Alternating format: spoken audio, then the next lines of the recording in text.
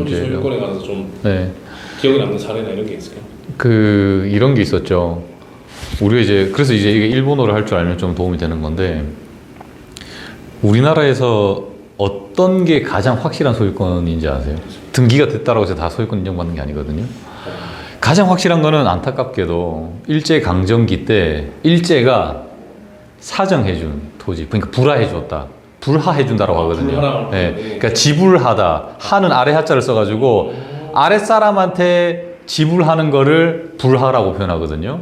근데 그거를 그 당시의 법률 용어로는 사정이라고 그래요. 조사해서 정해준다. 그 당시는 이제 그 일제가 이제 국가였으니까 국이라고 되어 있는데, 사정받은 사람은 확실한 소유권자라는 거예요. 그게 지금까지 우리 대법원 판례예요. 네, 친일이냐 뭐냐 이 문제가 아니고, 예를 들면 조선시대 때의 토지 제도는 현대 근대민법과는 완전 다르기 때문에 그걸 적용할 수는 없고, 일제강점기 때 토지조사를 해가지고 그 조사에 따라서 배정받은 사람들이 소유자라는 전제 하에부터 시작하는 거예요. 그게 일단 대법원 판례네요. 네. 그래서 토지대장에 사정받은 사람으로 되어 있는 사람은 확실한 소유자고, 그 소유자로부터 계속 이전받은 사람들은 확실한 소유자가 되죠. 그래서 이제 그 방법이 있는데, 그 옛날 일제강점기 때 서류들이 6.25 전쟁으로 멸실이 안 되면, 그 옛날에 6.25 전쟁 때 불탄 데도 많거든요. 땅 문서, 집 문서 불태우려고. 그러니까 일부러, 그러니까 전쟁으로 불이 난 데도 있지만 일부러 사람들이 이제 이를 기하로 불을 지르고 이런 것도 많아서, 그렇게 불타지 않고 멸실되지 않은 것들은 스캔해서 다 남겨져 있어요, 지금은. 그걸 복구된 대장이라는 표현을 쓰는데, 복구되지 않은 대장이라면 일제시대 때부터 계속해서 내려오는 대장이라고 봐서 그거는 진실한 걸로 인정을 해줘요. 근데 이제 전쟁이 났잖아요, 우리나라는. 그렇게 불타고 없어졌는데, 건물이 없어졌는데 그 안에 있던 서류가 남아있을 수 있냐. 복구를 할 때 그 당시 공무원들, 그게 이제 보통 한 70년대쯤의 이야기인데, 공무원들이 임의로 복구하는 경우가 있어요. 물론 그러면 안 되는데, 두 가지 목적이 있겠죠. 첫 번째로는 세금 매기는 문제. 어쨌든 토지는 있고 누군가는 쓰고 있는데 재산세를 매겨야 되니까, 쓰고 있는 사람이 소유자인 갑다 싶어가지고 이제 복구하는 경우. 그러니까 진짜 소유자인지 아닌지는 몰랐던 거죠. 두 번째로는 말 그대로 이건 좀 나쁜 마음을 먹고 특정인 누구에게 주려고 그런 경우들이 있었어요. 그러다 법원도 그런 식으로 복구된 토지의 소유권을 인정해주지 않거든요.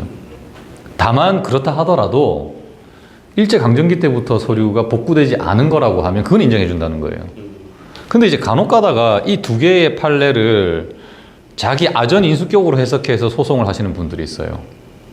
뭐냐면 토지대장만 있고 등기가 없으면, 일단 지금은 등기가 되어야만 소유권 인정되거든요.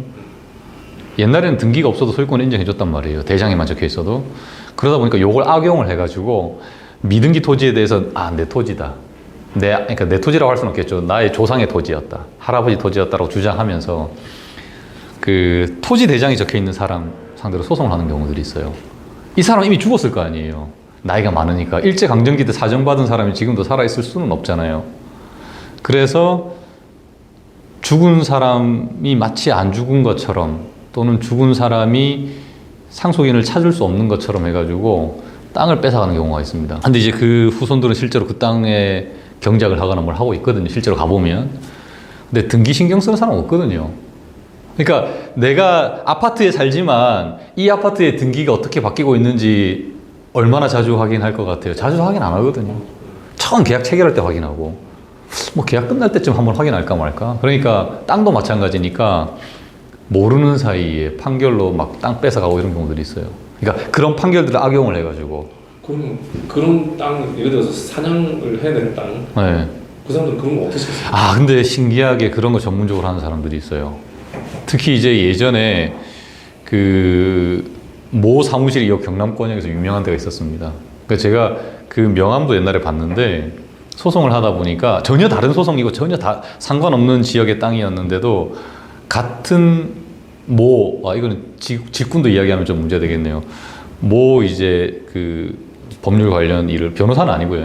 법률 관련된 일을 하는 사무소 이름도 아무튼 특이했는데, 거기 이제 사무장이라고 하는 사람이 명함을 파고 다니면서 그런 걸 하는 거예요. 그런 거를 네. 이렇게 풀어서 해줄 테니까 당신한테 이게 얼마나 네, 그런 식으로 전문적으로 하는 사람들이 지금도 있는지는 모르겠는데 그게 그 명함을 제가 전혀 다른 사건인데 한 2군데 사건에서 봤거든요. 네, 그래서 토지 소유권을 뺏어가는 경우들도 있고 그러니까 결국에는 근데 이거는 이제 좀 특별한 경우고 대체적으로는 조상 땅 찾기의 개념이죠 결국. 그래서 우리 조상 땅을 찾아서 원만하게 현재 소유자와 합의를 봐서 적절하게 그냥 금액 보상받고 저는 다툼을 사실은 그렇게 좋아하는 스타일은 아니기 때문에 가급적이면 합의를 봐서 돈을 받을 수 있게끔 하죠.